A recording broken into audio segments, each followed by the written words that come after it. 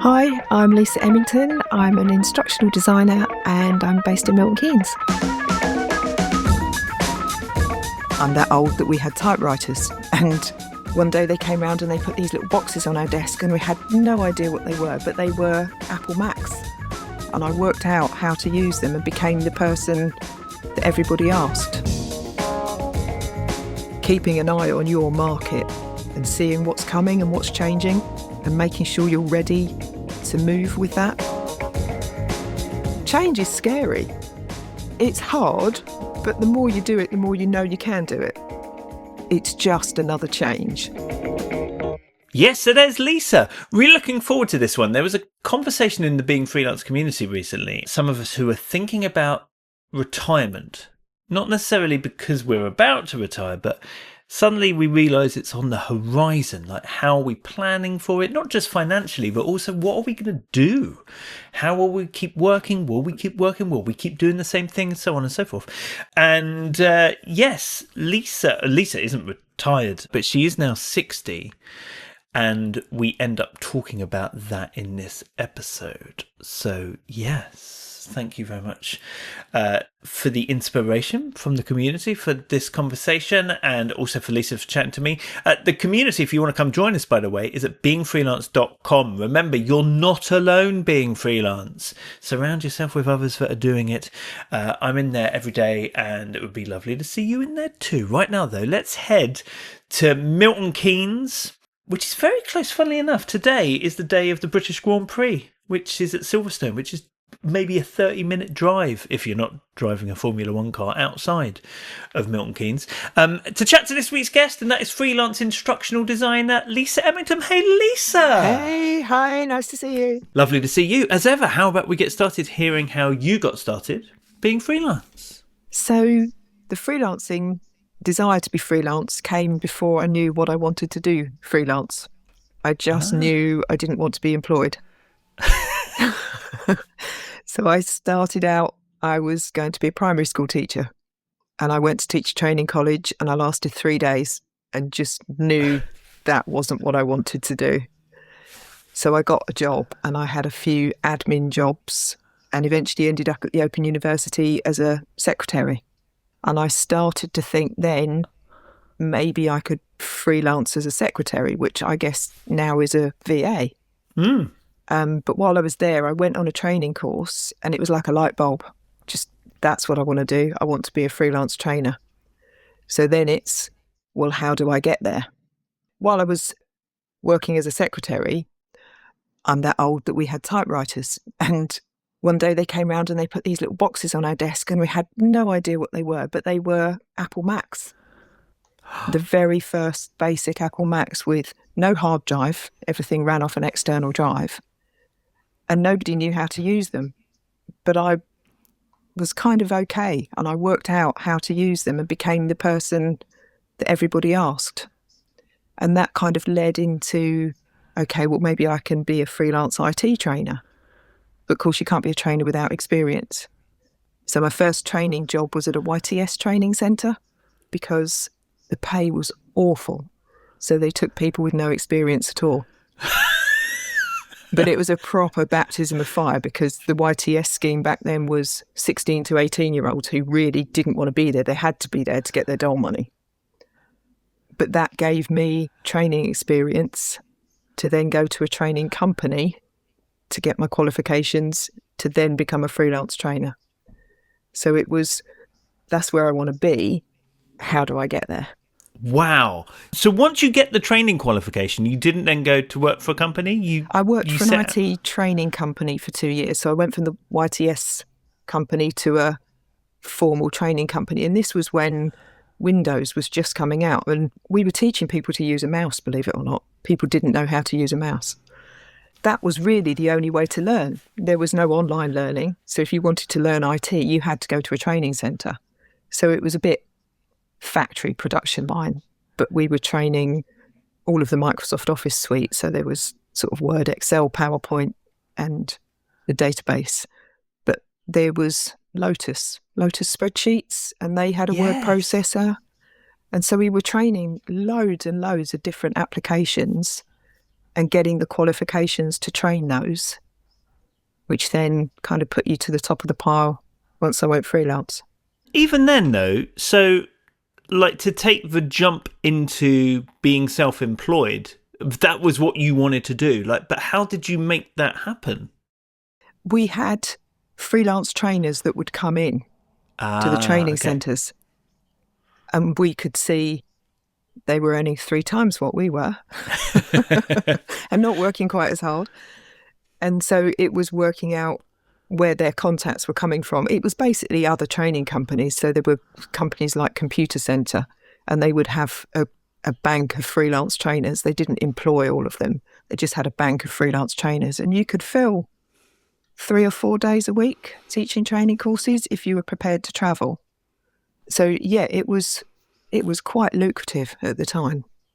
Okay, so how long ago was this? This would have been in the 90s. So like mid-90s, like Windows mid-90s. 95 sort of thing? Yeah. So we would teach people to use a mouse by playing solitaire with the cards. Still love it. Solitaire, Minesweeper, classic games. We're just getting started with Lisa's story. Just want to let you know that this episode, though, is supported by Ecamm. If you have a Mac, you need to download the free trial at beingfreelance.com/ecamm and see what it can do for you in elevating, there's a word I don't use often, elevating the way your video looks. Be it creating stuff like e-learning courses or webinars, or even just your Teams, Google Meet or Zoom calls so that it suits your brand. Next time you do a screen share, it will be the sexiest looking screen share the world has ever seen. Thanks to Ecamm. I'll tell you more about them later on. Right now, though, let's get back to Lisa's story. So how did it evolve from that? Because clearly the world evolved, and so did your business. Yeah, so I was working for lots of different companies training IT, and then one of the companies I worked for was a market research company. And because they knew I was a good trainer, they then trained me to be a market research interviewer trainer, so teaching people to carry out surveys. And they were just starting to experiment with e-learning as well. They had some software called Rapid Builder, which was dreadful. Took so long to build courses. But of course we thought it was great, and you could kind of see the landscape changing. It's kind of like AI now. We thought online training was going to take our jobs as trainers. So therefore, we needed to be able to create the online learning to keep working. So I started off with that company with Rapid Builder, and then it moved to some software called Lectora. And then I went out to a networking event, and somebody asked me to create a course for them. There's a lady, she does something called foot reading. She reads your personality through your feet. Oof. Still does it now. Yeah. Wow. It's brilliant. And she said, I'm travelling all over the world teaching this. Would you create me an online version? Yeah, I can do that. Well, I thought I could. So it was almost the learning curve again. I did the project for her and learnt what I didn't know, and then went to the Training Foundation and the University of Chester and learnt to create e-learning properly.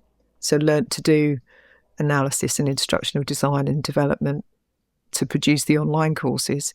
And I gradually shifted from one to the other. So it got to the point where I was 50-50 face-to-face training and 50-50 e-learning. And then eventually I made the decision, okay, I'm not going to do training anymore. This is where the world is, and this is what I'm going to create in future. So it's just keeping an eye on your market and seeing what's coming and what's changing and making sure you're ready to move with that. Wow, that's fascinating, especially as you say with AI coming. We're going to have to come back to this. But let's stick with your story at the moment. So when's this, like, just as the internet is kicking in? So I went back to university, maybe 2005, 2006. Okay. Yeah. So yeah, once I then knew how to create e-learning properly, then again, that was e-learning companies were just starting and there were lots of them. And I would freelance for them because they hadn't employed anyone full-time at that point. And it was a real over the next few years, it was a real change in the market. So lots of small e-learning startups appeared, but then they would be bought out and merged. And now you've got the massive e-learning companies that you've got now, like Kineo. They employ full-time instructional designers now. There isn't the freelance work with those businesses anymore. Where they used to freelance out the excess, there isn't that now. But the market's changed again because it's not just businesses creating online courses. Individuals now want to create courses as well. Consultants do want to create a passive income. So I've kind of shifted again, and now I'm mentoring people who want to build their own courses, not necessarily companies. So each time there's a shift, do you panic or are you just inquisitive? Oh, right. Oh, yeah. It's like the swan, frantically pedaling. Because change is scary. You've got to learn something new. It was like when I was IT training. Every time a new version of Microsoft Office came out, we had to learn all the new bits of it. And you get to the point where you just go, oh, really? Another one? So yeah, it's hard, but the more you do it, the more you know you can do it. It's just another change. And okay, what's different? What do I need to learn? What do I need to do to be able to keep up? But yeah, it's hard work, and it can be expensive as well because qualifications are expensive. New software is expensive. So it's looking at where you're going to spend your money wisely. There's a point when you start your career where simply websites weren't a thing. So the relationships, they must have been really important. You mentioned networking, but also were you reaching out to these companies? What was that like, and how did that develop? Yeah, it was a lot more analog, obviously, than it is now. And most of it was word of mouth. If there was a group of us freelance trainers, and if somebody got work from a company and they were busy, then they would say, oh, I can't do it that day, but Lisa can. And you would get recommended that way. But it was, networking, word of mouth, sending your CV to companies, looking up who the companies were. And a lot of it was networking with the other trainers. Sort of, oh, where are you getting work from? Oh, do they need anybody else? I think because work was so plentiful then, people weren't going, oh, well, I'm not telling you who I'm working for because I want all that work. It was nice to be able to go, I'm busy, but I've got this colleague who could work for you. So yeah, it was really word of mouth and sending your CV. So you must have seen that change since as well, like the way you get work, or is it just a different form of cold outreach? It's changed massively since COVID. So when COVID hit, everybody suddenly needed their courses online because nobody could teach face-to-face anymore. Whatever they were doing face-to-face had to be online for them to stay in business. So my husband was furloughed from his job, and he had learnt to use e-learning development software, and he's got a graphic design background, so he could pick that up quite quickly. So we ended up working together for 3 years. And then I could see it slowing down. There wasn't going to be enough work for two of us. And he really didn't like being self-employed. He doesn't like being freelance. He likes the structure of a company. So he actually went back to the company he worked for before, and he's an e-learning developer for them now on a contract basis.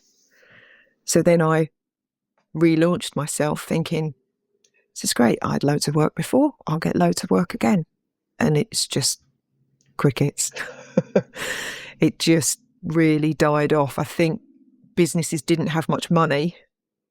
And I'd done what I always said I wouldn't do. I became a limited company for 3 years. And if you're a limited company, you're competing with other limited companies. And when work's plentiful, that's great. But when it starts to go off, people are going to go to the bigger companies that they know. And so I'd taken myself out of the market for 3 years, which in hindsight was a huge mistake. And it's taken me until now to build my visibility back up again and start to get work coming back in again. When you said you became a limited company, did you change to a company name? Yes. Still our names. It was Ian and Lisa Emmington Limited. But we did it it was all kind of done on the fly. It was like, wow, there's all this work coming in. What are we going to do? Okay, we'll work together. I'll do the instructional design. Ian will do the development. And we were advised by our accountant to be a limited company for tax purposes. Financially, it was going to work better. In hindsight, I wish we'd stayed as two sole traders because we could have maintained our own visibility and not lost that. But I don't think we didn't need to market ourselves as a company because there was so much work. And then when we looked up and when the work slowed down, oh, okay, where does the work come from now? And that's when I've had to go back to being a freelancer and go, hello, remember me, instructional designer? And the market's changed and the work doesn't come from where it used to, and I've had to build it back up. Yeah, it's interesting because the change to a limited company, it feels like that shouldn't make a difference because you're still using your name. You were still the expert, Lisa Emmington. Like you didn't suddenly call yourself, a particular company name. Just the same as I'm a limited company, but I'm still Steve Folland, sort of thing. Yeah. But you really did find that different. Yeah. Yeah, I think because it had just been me and my name and people knew who I was. And then suddenly I wasn't there anymore. And then you've got to go back and remind people that you're still there. Yeah, it made a massive difference. Whereas I know it doesn't for everybody, but for us and for me in particular, it made a massive difference. Okay, so you had to remind people that you still existed. So what did you do? I started working with Erin, who does my social media for me. Absolute genius. I gave her a load of content to start with, and then she prompts me and says, can you write me something about this? Can you write me something about that? And then she schedules it all a month in advance. So I know that's taken care of. And I've just started working with Nikki and one of her Ascend students to improve the SEO on my website. And that has also made a massive difference because that wasn't working. So I redesigned my website when I went back to being a sole trader. But it was kind of, people don't want my services anymore. I'm not getting any inquiries. It hadn't occurred to me that the website wasn't being found. But of course, then you start to read about SEO and now people are finding me and the inquiries are flowing back in again. So there is a demand. It's just being visible. When somebody wants that service, they think of you. There's so much to unpack here. Okay, first of all, Erin. So Erin is Erin Buck, who is a virtual assistant who has been on the podcast quite a few years ago. So I'll link to her episode.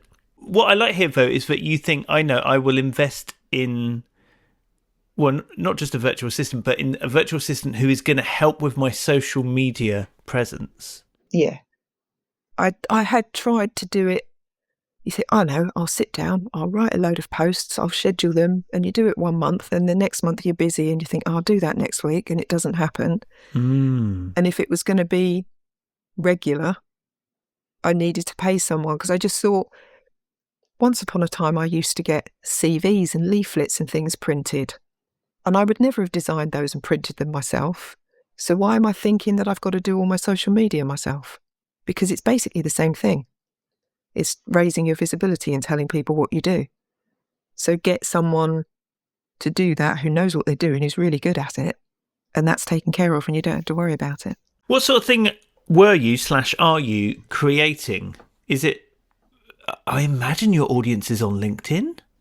Yeah, mostly LinkedIn. Erin does post for me on Instagram and Facebook as well, but it's predominantly LinkedIn where people, I think my last couple of inquiries have come, people have found me on LinkedIn. And what sort of thing are you putting out there? So Erin is doing a mixture of what instructional design is, why you need it. If you're designing a course, this is the way to do it, with some personal ones in between, just so people know that I'm a real person and not a machine. Nice. Okay. And then the other side of it is that you thought the work just didn't exist anymore, but it turned out people just weren't finding your website when they were searching for it, which is where the SEO came in. Yeah, because it's the beginning of AI and everyone's going, oh, look, AI can create courses. I'm thinking, no, it can't. It can build the courses, but the instructional design at the beginning and all the analysis, I think, is still something only a person can do properly. And I was trying to get that point across, but it was like shouting into the void. But it was literally that nobody knew I was there. People couldn't find me. So then you mentioned Nikki. So Nikki's Nikki Pilkington. Yes. Who is an SEO expert, but she crucially is also mentoring / training copywriters. Yeah. So I'm working with Kate Nilsky, who Right. is a copywriter who is now one of Nikki's Ascend students. So I actually had a report done on my website because it wasn't bringing in any inquiries. Waste of money, cost me £100. But Nikki sent an email out, her email newsletter, and it said, if you're having any problems, let me know. Right, I will. So I emailed her and I sent her the report and I said, what should I do? And she emailed me back and said, this would scare me and I know what I'm talking about. She said, but most of it, she said, won't help your website. There's other things that can be done. She said that I probably didn't need her level of service, but would I work with one of her students with Nikki in the background supervising? So obviously it doesn't cost quite as much because Kate's not quite qualified yet. But I got 2 for 1, as Nikki said, I got both of them for the price of one. And in 3 months, I've gone from no traffic to my website to at least 1 inquiry a week now. Wow. Yeah, I got one yesterday and I just thought, you know what, you can stop now. Don't say that. That's the other fear as a freelancer, isn't it? Too much work and having to say no and turning it down. What's the quality of those leads? Some of them are really good companies. So Great Ormond Street Hospital was one of them. Wow. Virgin Radio Yeah. was another one. But also the one I got yesterday was from a lady who wants to create a course on domestic abuse in the deaf community. So she's deaf and she wants to create a course on that. And she's an individual who's creating that course. So it's each end of the spectrum, really. So within 3 months of changing the copy on your website to be more search engine friendly, you've noticed the difference? Yeah, absolutely. How do you deal with those leads, filter those leads? You're one person, there's only so much work you can do. So how do you deal with that side of things? First thing is always a call to see what it is that they want. So one inquiry that's in at the moment is probably 45 days of work. I've got that in my mind that if that comes off, I can't take on that much else. But the other one is probably more me mentoring. So I try to get a balance between the two where I look at how much time I've got and what I use a paper diary and I just pencil in the days I think I'm going to need to work on a project and what I can fit in between. But the mentoring is 3 1-hour calls over 3 weeks. And then I send people away to go and I give them some homework. Okay, go off and do that by yourself. But yeah, it is paper. That's 45 days work. Let's pencil that in there. What can I fit in between? I kind of feel like perhaps I should use technology a bit more to help me with these things, but then I've got to stop to learn to use the technology to get, like booking calls. I should probably have a Calendly button on my website, but I'm still emails backwards and forwards. Can you do this time? Can you do this time? But I haven't got time to stop and do that bit yet. But that's probably my next change is start to automate things a bit more. I mean, you have the ability to put yourself out there as a real expert in your niche, as in, like, you've got 30 plus years experience in training and then pretty much in e-learning as well. Yeah. It's a bit of a balance. You want to promote your experience and your expertise, but there's also the invisibility that comes with being late 50s and into your 60s. I see lots on LinkedIn of people 55 plus applying for jobs and they're almost immediately dismissed. So there's a very fine balance between, yeah, I've been working this long and I've got this much experience, but I'm not too old to do the job. There's quite a negative perception of age, and I think that's particularly around women as well. How do you deal with that?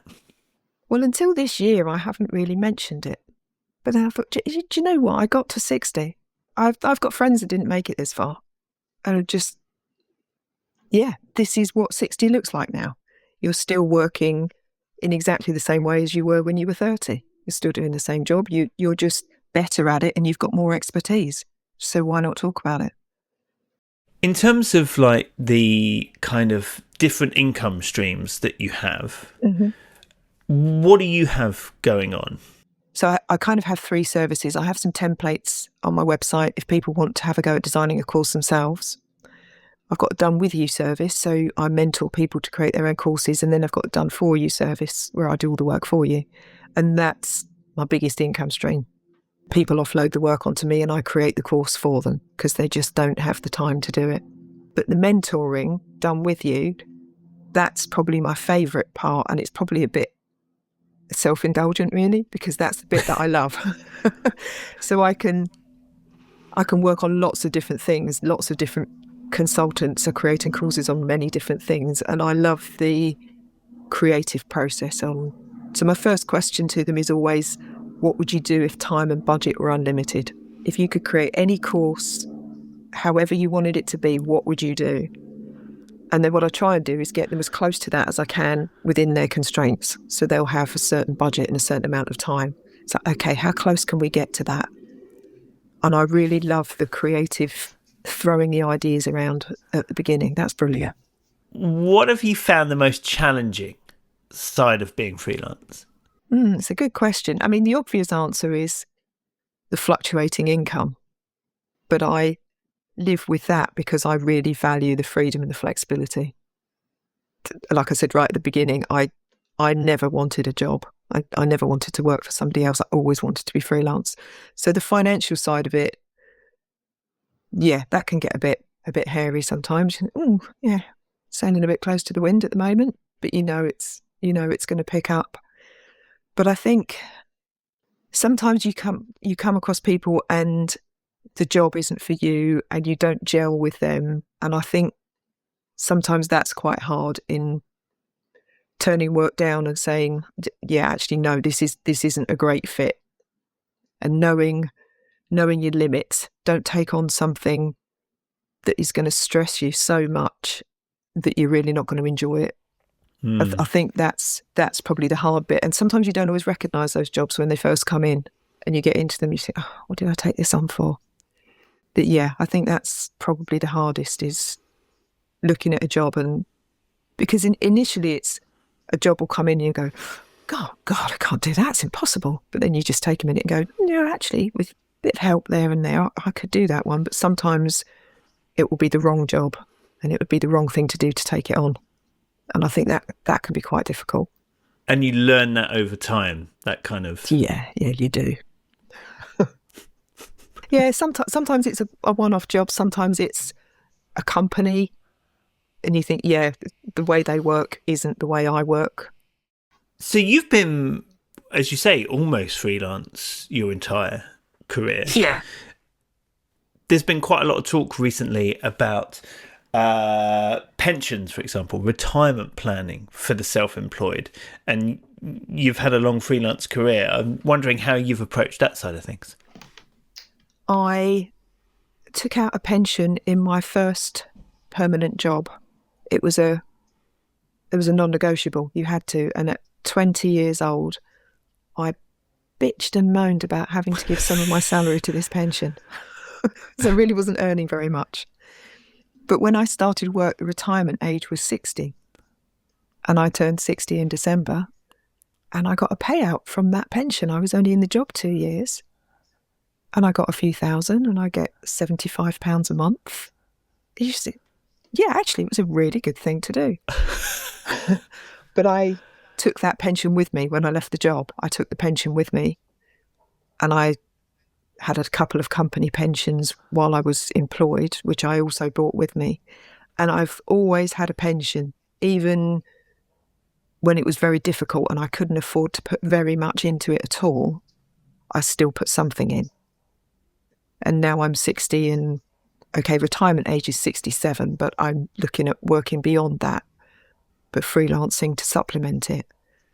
But I would say if you're freelancing, however tough it is, save for your tax and always put, even if it's 20 quid, just put something into your pension every month, because you're getting the tax relief on it. So it's always more than you're paying in anyway. And you'd be surprised how it mounts up over the years. You just put it away, forget about it, and you get to 60 and start looking at it and going, yeah, actually, you did all right. And that's the finance side of it. How about the? Because you said you're planning on continuing working past 67, so that's the current retirement age in the UK. That's current state pension age, yeah. But it was 60 when you started. Yeah. Cheeky so-and-so. I know. The goalposts just keep shifting. Yeah. I'm hoping I can get to 67 without them moving the goalposts out a bit further. So is your plan just to keep doing what you're doing? Like, how are you thinking about that? Yeah, so obviously the peaks and troughs, once I start to get a pension, the peaks and troughs aren't going to matter so much. So hopefully the pension is the income that you live on, and then the freelance income is the holidays and everything else that you want to do. Right. So it wouldn't have to be working as often. You could take a job, go, yeah, great, brilliant, let's go on holiday for a while, come back and do a bit more. Haven't quite sussed out how that works, because at the moment the work is continuous. So how do you work less without losing too many clients? I think that's probably the next challenge, is how do you scale it back to be part-time? Is that 2 days a week, or is that you work for 3 months and you have a month off? So yeah, that's probably my next change, is how does that work? Yeah. And how are you feeling about that? It's really strange, because when I started work and the retirement age was 60, 60-year-old ladies had shampoo and set and a little shopping trolley that they went to the supermarket with every day. And you get to 60 and it's not that at all. It's no different to being 50, really. And you go, okay, well, yeah, so now I've got to shift my brain and go, okay, well, I am 60 and I can potentially retire in 7 years' time. But what does 60 look like now? My brain can't quite process it. I think it's all about perception. It's because you do get people say, oh, you don't look 60. And I think what you've got to do is turn it around and go, no, actually, this is what 60 looks like now. When you were 20, 60 looked very different to what it looks when you get there. And it will change again. Yeah, it's so true, isn't it? The benefits of being 60 is free prescriptions, free eye tests, very small pension, and I get 50p off when I go swimming. Those 50p's add up, though. They do. You know. Yeah, they can go back into the pension as well. Yeah, or the vending machine afterwards. One of the two. Yeah, that's more likely. Back with Lisa in a moment, but this episode is supported by Ecamm. It's the video studio for your Mac, creating professional-looking overlays and transitions in everything that you might think of doing with your Mac. Recently, when we did some LinkedIn Lives, we were using Ecamm, and it just looks like you're kind of doing a TV show, but it's a live stream. I mean, you can literally live stream to all the places at once. Instagram, YouTube, LinkedIn, I'm sure I've forgotten some, all from Ecamm at the same time, as well as recording it and then, of course, repurposing it. I have been using Ecamm for years to make what I do online look better video-wise, and I get so many compliments about it. Like if I'm doing a guest webinar, for example, people are like, how does it look like that rather than what a Zoom call normally looks like? You can do that too. Go to beingfreelance.com/ecamm. There is money off the paid plan if you use the code Being Freelance, but you can use all of the features for free in the free trial so that you can see whether it's the right fit for you. And thank you to Ecamm for supporting this episode of Being Freelance. Speaking of which, let's get back to it with Lisa's story.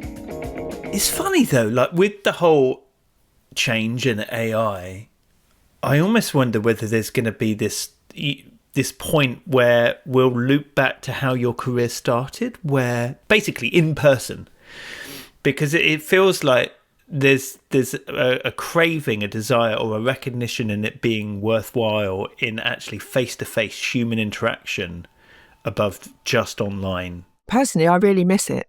I love teaching face-to-face training because I really liked it when you taught something and the light went on. People went, oh, yeah, brilliant, got it. You got some feedback. Whereas now I create an e-learning course, it goes and sits on a learning management system and I never see the person. But my website changes. I'm now, as well as instructional design, it also calls me a training course designer. And 2 of my inquiries this year have been to create a training course that people are going to deliver over Zoom. So just to save people travelling, but it's still a face-to-face training course. So the materials are different. It's a PowerPoint and a workbook. And my most recent inquiry is going to be to do face-to-face training with golf coaches. So yeah, I think there is the desire for the human contact. I think people are realising that that's not having that contact is quite detrimental to people. So I wonder how we can work that, to our advantage. So maybe things like going in and running workshops, doing training in person. Interesting that you say about, your website said instructional design and now it also says training courses. Was that part of the SEO work that you did, as in this is what people are actually looking for, this phrase? Yeah. So Kate did a lot of keyword research to find out what people were looking for. And most people don't know what an instructional designer is. If you're outside the e-learning world, you probably don't know what an instructional designer is. But you're probably going to type in something like, I need help to create a training course. So by just the very slight shift, even though people are talking about they want to create an e-learning course, they're not calling it that. They're saying, I want to create a training course. Therefore, a training course designer is bringing in more inquiries. Yes. I think that's a really important one. What we call ourselves, but what are people looking for? What are they calling us? Isn't always aligned. Yeah, that's why it was great to work with Kate, because Kate knew nothing about my industry at all. So I explained to her what I did, and she's translated that into, well, if I was looking for it, I'd be looking for this, and then gone away and done the research to find out exactly what people were looking for. Okay, now, Lisa, I always do this thing where I ask for 3 facts about yourself to make 2 true, 1 a lie, and let me figure out the lie. What do you have for me? Okay, I have. Doctor Who once admired my freckles. I ran the London Marathon dressed as a ladybird. And I danced on the big piano in a New York toy shop. Doctor Who admired your freckles. Which Doctor Who? It was Tom Baker. Oh, wow. Yeah. The Doctor Who? The Doctor Who. How did that come about, though? My mum had a second job at Brands Hatch in a VIP suite, serving drinks, and I used to get to go with her. As a very young child, probably wasn't very legal. I used to collect the glasses, and Tom Baker was there, and I asked for his autograph, and he wrote, "To Lisa with freckles." So I couldn't show it to anybody because I hated my freckles so much. Oh, Lisa. Okay, that sounds like it could be true. All right, next one was late. So you ran the London Marathon dressed as a ladybird. For our 30th birthdays, there was a group of us in the same year at school. And we all decided that it would be hugely amusing to run the London Marathon dressed as something. And we got dressed as ladybirds. And it was in the 90s, 96, and it was absolutely steaming. There were fire engines with fire hoses hosing everybody down. And it took me nearly 7 hours. This could be, I don't know. So when was that? That was 96. Do you know the scary thing about that is the fact that 1996 is 30 years ago? Exactly. It's my 30th, yeah. Okay, toy shop. What was the toy shop? You danced on a piano? Yeah, so in New York, in FAO Schwartz Toy Shop, they have the big piano from the film Big. And you can go and dance on it. But we had to wait because David and Victoria Beckham had their children there and they got to use it themselves. And we got held back by security guards. Oh man, that sounds true as well. The freckles sounds true, especially the fact that the autograph meant you couldn't show it. That story feels so true. No, I'm going to say the ladybirds is the lie. Yeah, it is. I can't run for a bus, let alone the London Marathon. I don't know what it was about that. The ladybirds came from a group of us recently went lake swimming, and we had to have tow floats. And my friend thought it'd be hugely amusing that we all had tow floats that looked like ladybirds. Oh, that is a good idea. Yeah. If you could tell your younger self one thing about being freelance, what would that be? Just do it. Don't think about it. Just do it.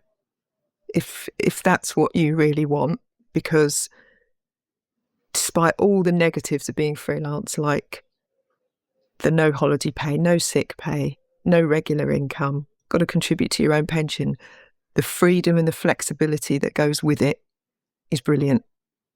You don't have a defined job and you can change. You haven't got to apply for another job to move up or to do something different. You can just decide, I'm going to do this differently, and you can just move on. And it's the freedom and the flexibility that I find most valuable. So yeah, I would say, yeah, just do it.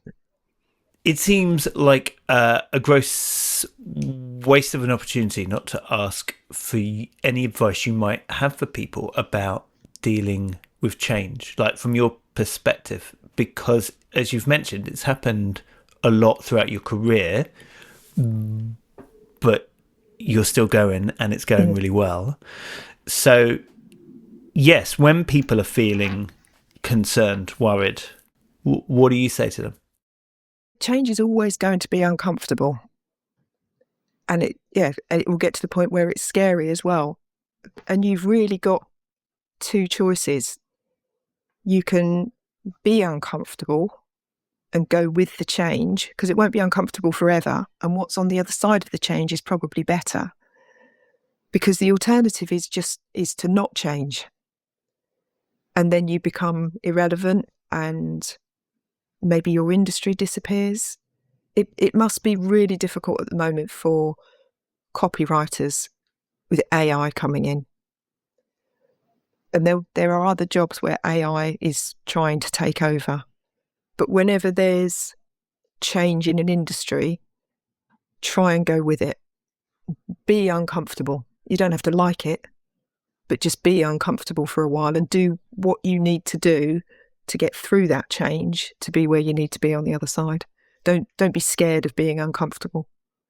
And how have you faced, that decision as to know when to change something or when to stick it out, if that makes sense? It's really an awareness of your industry. I think you can get tunnel vision on what you're working on at the moment. But if you follow LinkedIn, Instagram, news, you start to get an awareness of what's going on. And some of it will be a flash in the pan. This is great. This is the new bright and shiny, and then it will disappear. But some of them, it will be persistent. And you'll notice things start to shift. And that's the thing to focus on. Okay, that's where it's going. Let's go in that direction. But yeah, keep an awareness of your industry and what other people in your industry are doing and how it's changing.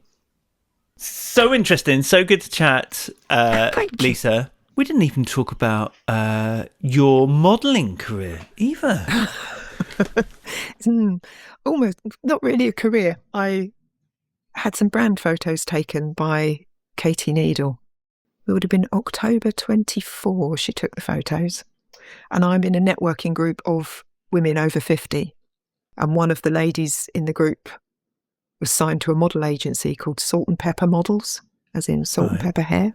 And I looked and I thought, I'll just send some photos in, spur of the moment. Yeah, let's just send some of my brand photos in, see what they say. And they came back and said, yes, we'd like to invite you to a casting, please. And they signed me. And I've been optioned for one job so far. So I can't call it a career, and I can't call myself a model. I'm just signed to a model agency. But my age group, sort of 55 plus, are the people with the money. And that's where companies need to be aiming their marketing. So you never know. Watch this space. Yeah, you might see me on a Saga advert or something. I love that you went for it, though. Yeah, it was just one of those things you go, God, just be brave, just try it. Well, they can only say no. Well, ain't that true for so much? Yeah. Lisa, it's really lovely to chat to you. Go to beingfreelance.com. There'll be links through so that you can find Lisa online, as there are for all of our guests.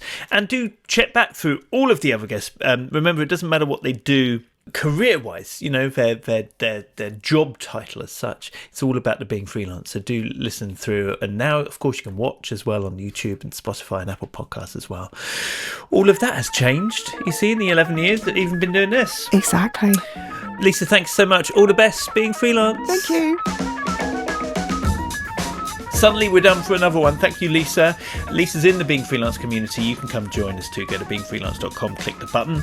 Also, whilst you're at the website, do check out the newsletter. If you don't get my newsletter, sign up for that. If you've enjoyed this episode, please do consider sharing it. You might think, oh, everybody knows that Being Freelance exists. I promise you they don't. Please do spread the word. You can do that when you meet freelancers in person or, of course, online. You can leave reviews, leave comments on the likes of Spotify and YouTube as well. So appreciate your support for what I'm doing with Being Freelance. Speaking of which, back with another one very soon indeed. And in the meantime, you have a great week. Being Freelance.